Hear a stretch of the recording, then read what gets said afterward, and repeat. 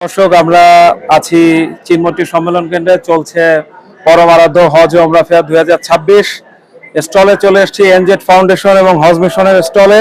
যাকে দেখতে পাচ্ছেন মোহাম্মদ সোলাইমান, তিনি সিও হিসেবে কর্মরত আছেন। এনজেড ফাউন্ডেশনের কিন্তু অনেক সুনাম আছে এই সেক্টরে। তারা বহু বছর ধরে সুনামের সাথে হজ এবং ওমরা অপারেশন পরিচালনা করে আসছে। মিস্টার সোলাইমান, আপনাকে স্বাগত জানাই। কেমন আছেন? আলহামদুলিল্লাহ, ভালো আছি।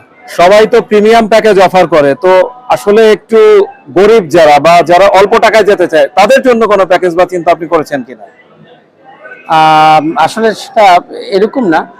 আসলে আমার কাছে আমরা যে প্যাকেজগুলো অফার করি, আমরা অ্যাকচুয়ালি প্রিমিয়াম প্যাকেজই অফার করি।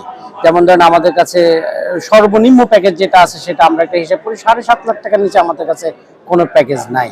সেটা কারণ আমাদের প্যাকেজ শুরুই 7.5 লাখ টাকা থেকে, 7.5, 9.5, 11 লাখ, তারপরে হচ্ছে 18 লাখ, 22 লাখ এরকম। এটার কারণ হচ্ছে যে আমরা চাই যে প্রিমিয়াম বলতে কিরকম বোঝায়। প্রিমিয়াম বলতে একটা হাজি যেন কষ্ট না হয়, খুব কাছাকাছি যখন যথাসময়ে যখন ইচ্ছা তখন হারামে প্রবেশ করে আবাদ বন্দী করতে হয়। হজ তো শুধুমাত্র মিনা, আরাফা, মুজদালিফা, জামারা তো অবশ্যই হজ, বাট এর বাহিরে ইবাদতের কিছু স্যাটিসফ্যাকশন আছে, যেটা হলো গিয়ে মক্কা এবং মদিনা হারাম শরীফে ঢোকা, যখন মন চায় তখন হারাম শরীফে ঢুকে আবার বন্দী করা। তো আলহামদুলিল্লাহ আমাদের সকল প্যাকেজেই এগুলো আছে। আপনি আমাদের সকল প্যাকেজে 3 মিনিটের মধ্যেই আপনি হারামে ঢুকতে পারবেন, মক্কাও এবং মদিনাও। আলহামদুলিল্লাহ, এই জন্য আমাদের প্যাকেজ 7.5 লাখ টাকা থেকে স্টার্ট।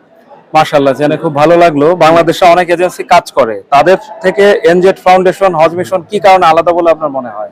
আমরা কমিটমেন্ট রক্ষা করি। কমিটমেন্ট রক্ষা করার জন্য হাজিদের কাছ থেকে যেরকম টাকা পয়সা নেওয়ার দরকার সেরকম টাকা পয়সা আমরা নিয়েই প্যাকেজ করি। এখানে কোনো অবস্থাতেই যে জাস্ট আপনি কোনো রকম চলেন, হজে যান, আমরা আপনাকে সার্ভিস দেব, নো। আমরা আপনাদেরকে কমিটমেন্ট অনুযায়ী, কমিটমেন্ট রক্ষা করার জন্য যেরকম টাকা প্রয়োজন হয় সেটা আমি নেই বলেই আমি কমিটমেন্ট রক্ষা করি। এই জন্য আমরা আলাদা আমরা মনে করি। আচ্ছা, এবারে বিশেষ কোনো প্রত্যাশা আছে কিনা? কারণ আমরা রাজনৈতিক অনেক পালাবদল দেখলাম বিগত কয়েক বছরে। তো সরকারের প্রতি বা হাবের প্রতি বিশেষ কোনো বার্তা বা কোনো স্পেশাল প্রত্যাশা? আলহামদুলিল্লাহ, অনেকদিন পরে সরকার একটা গঠন হলো। আলহামদুলিল্লাহ, আমি মনে করি যে আমাদের গত বছর হচ্ছে এবছর, গত বছর হজ ভালো হয়েছে, যা হয়েছে এবছর আরো ভালো হবে আলহামদুলিল্লাহ। আমরা আরো হাজিদের কাছ থেকে আমরা আরো হাজি আমাদের বেশি হবে এবছর, আমরা আশা করি আলহামদুলিল্লাহ। এটাই প্রত্যাশা, সরকারের কাছে একটা প্রত্যাশা, যেন হজ লাইসেন্স ব্যতিরে যাদের হজ লাইসেন্স নাই তারা যেন কোনো হজের কার্যক্রম করতে না পারে। এটা যেন শক্তভাবে হজ মিনিস্ট্রি এটা এবং হাব এটা কন্ট্রোল করে। এটাই শুরু সরকারের কাছে আমাদের আবেদন। জনাব মোহাম্মদ সোলাইমান, আপনাকে অসংখ্য ধন্যবাদ। আপনার ফাউন্ডেশন এবং হজ মিশনের জন্য অনেক অনেক শুভকামনা। আপনাদের ব্যবসা মঙ্গল হোক এবং আপনারা যেন হাজিদেরকে সবচেয়ে উত্তমভাবে সেবা দিয়ে যেতে পারেন। আলহামদুলিল্লাহ, আপনাকে অসংখ্য ধন্যবাদ।